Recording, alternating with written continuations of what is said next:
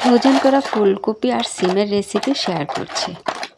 শীতকালে রেখেছি ফ্রিজে আর এখন রান্না করে খাচ্ছি।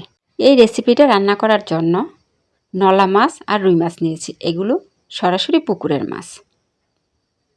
মাছগুলো ভাজার জন্য একটা কড়াই বসিয়ে দিলাম, পরিমতো তেল দিয়েছি। তেলটা গরম হতে হতে মাছগুলো আমি হলুদ লবণ দিয়ে ভালোভাবে মেখে নিচ্ছি।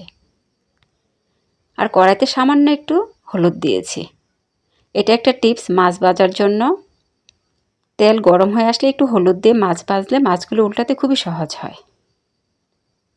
সবগুলো মাছে দিয়ে দিলাম, উল্টিয়ে পাল্টিয়ে কড়া করে ভেজে নিচ্ছি।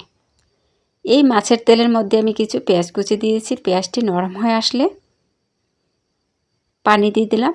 তারপর একে একে মশলা অ্যাড করব। ফ্রোজেন করা সবজির সাথে আমি আলু টমেটোও দিয়েছি।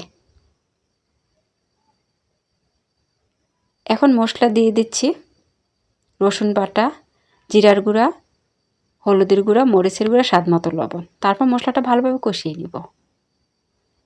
এই সবজিগুলো আমি শীতকালে রেখেছি।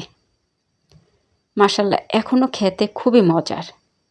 আপনারা চাইলেও কিন্তু শীতকালে এভাবে সারা বছরের জন্য ফুলকপি সিম ফ্রোজেন করতে পারেন। কীভাবে ফ্রোজেন করেছে এই ভিডিও দেওয়া আছে। সবজিগুলো দেওয়ার পর নেড়েচেড়ে ভালোভাবে কষিয়ে নিব। কষানো হয়ে গেলে বেঁচে রাখা মাছগুলো দিয়ে পরিমিত ঝোল দিয়ে দিব। আপনারা চাইলে কিন্তু ফ্রোজেন করা জিনিস আগে সামান্য হলুদ লবণ দিয়ে একটু তেলে ভেজে নিয়েও রান্না করতে পারেন। ওটা একরকম স্বাদ হয়, সরাসরি কষিয়ে রান্না করলে একরকম স্বাদ হয়। দুইভাবেই খেতে মজার।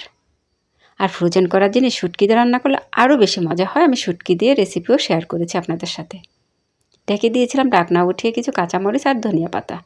এই রেসিপিটা যদি ভালো লেগে থাকে অবশ্যই একটা শেয়ার করে দেবেন, অন্যদের দেখার সুযোগ করে দেবেন। রেসিপিটা প্রায় শেষের দিকে। মাশাআল্লাহ, রেসিপিটা দেখতে যতটা সুন্দর হয়েছে খেতে ততটাই মজার ছিল। আমি এই বছরে প্রথম এই সবজিগুলো ফ্রোজেন করেছি। তারপরে ভয়ে ভয়ে রান্না করেছি খেতে কেমন হয়। মাশাআল্লাহ, খেতে খুবই মজার ছিল। রান্নাটা প্রায় শেষ। এতক্ষণ ভিডিওটা দেখার জন্য অসংখ্য ধন্যবাদ। আপনাদের মাঝে আমি আবারও চলে আসবো নতুন এক ভিডিও নিয়ে।